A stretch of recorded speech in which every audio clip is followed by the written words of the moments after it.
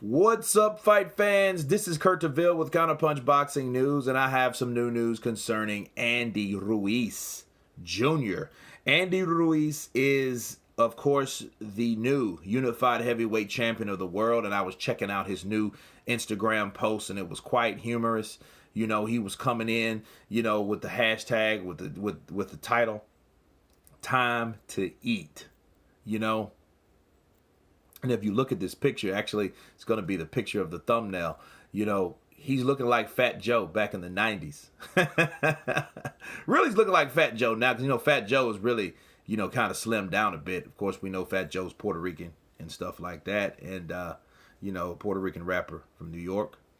But that's who he's looking like with the gold chain, backwards hat, shades. Now it's time to eat. And, one of the friends of the channel sent me this and, brought it to my attention. And, I think Andy Ruiz, you can look at this a lot of, a couple ways. You can look at it like, yeah, he's eating. He's making time to eat.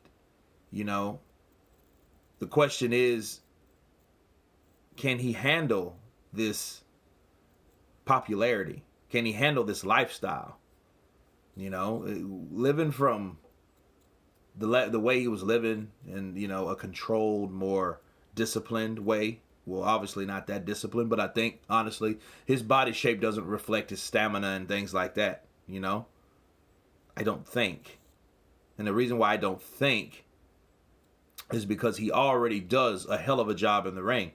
So we can't say, oh, well, man, if he was this or that, what if he lost 20 pounds, 30 pounds? Well, if he lost 20, 30 pounds, that's yet to be seen because he hasn't lost it.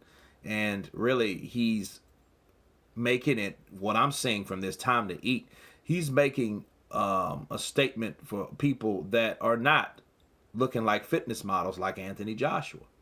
You know what I'm saying? He's making it reality that people that look like him, obese people, fat people, chunky, whatever you want to call Andy Ruiz, he's letting people know that, hey, you can do this even looking this way, right? And that's what I can extract from this. But also, it does make me question that. Has he ever posted anything like this before? Was he rocking Snickers before? I'm not 100% sure, of how he did. He usually mentioned Snicker bars, but I think I think that he really brought that to the forefront on what he had because, hey, he couldn't believe that a guy looking like me did what I did to a guy looking like that, right? Then it's all of a sudden it's about Snickers. You know what I mean? Now it's time to eat. Chris Farley of boxing. Why not? Not saying that he's like a clown or a comedian, but, he's a big guy that can move because Chris Farley could move as a guy. He was really animated. And, Sammo Hung, I think of, I'm a Kung Fu guy. So, I love Kung Fu movies, movie buff, Sammo Hung, Enter the Fat Dragon, you know what I mean? So, it's good to see Andy Ruiz, living his best life, but I really want him to, like, seeing posts like this, it makes me feel these two different ways. Like, yeah, he's living a good life. Snickers is knocked on his door. I'm pretty sure other endorsements will. Especially when, he could be endorsed with a lot of things. Think about it, food in mind.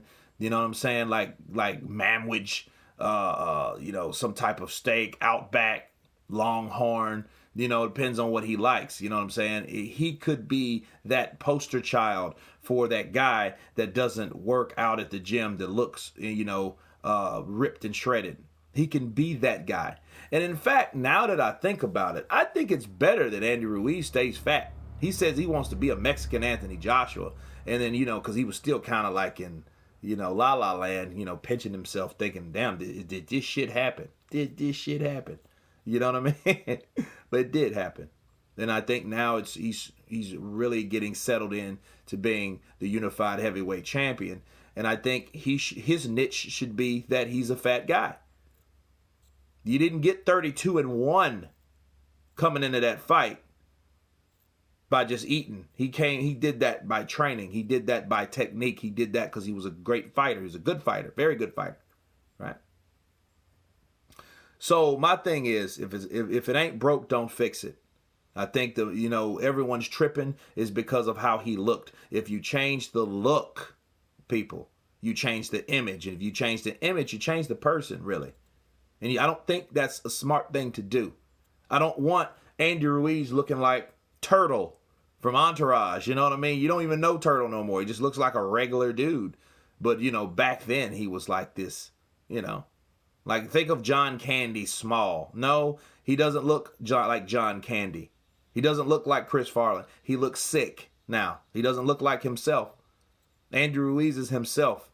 You know what I mean? God made him big like that, made him a certain weight like that, for a reason. And he was able to live with it, cope with it. You know what I'm saying? He's kind of sensitive, I feel, to people talking about his weight. But I think that he knows how to use it as fuel. Okay? So, let's just hope he does know how to keep it a happy medium. You know what I'm saying? And that would be the thing. And so to keep that focus, right? Because, at the end of the day, people, I don't want any excuses. You know what I'm saying? I don't want any excuse like, oh, well, he wasn't ready and this and that. And he's not given any. So whoever wins the rematch, we know for sure. For sure we know who is going to win. Who's the winner. Who's the better fighter. Who is the better man that night. That's what we will know. And I think Andy Ruiz, based on this picture, he's living the way he should live. You know what I mean? But it could be a good or bad thing. He could just be too carried away with the popularity. But then again, you don't want him to get all like a Mexican Anthony Joshua. No, that's not him. Let Andy Ruiz be Andy Ruiz. That fat fucker, let him be that guy, because he is that guy. And he's that guy that upset the best. And the funny thing about it, this upset, Andy Ruiz is the kind of guy that is an example of, if the best fought the best, this is what you're going to get. You're not going to win every fight. That's why all these top fighters, if they all legitimately fought each other, you would have upsets like this. It would be a lot of upsets in boxing. It won't be the top guys are the top guys for a reason. No, people are the top guys by default. They haven't fought anyone and they have a belt, and then the reason, based on because they had a belt and their record, that means they're the best. But that doesn't mean that. Because if you keep fighting, and that's any fighter that wants to challenge themselves, you're going to run into a fighter that you're going to have problems with. Ask Andy Ruiz that. Andy Ruiz fought Parker, a guy that can move and a guy that knew how to fight Ruiz. He knew how to fight Ruiz. And that's what made it difficult, and he wasn't in his home country, okay? He was in someone else's backyard, and then he didn't get the win. But what happened within that fight, right?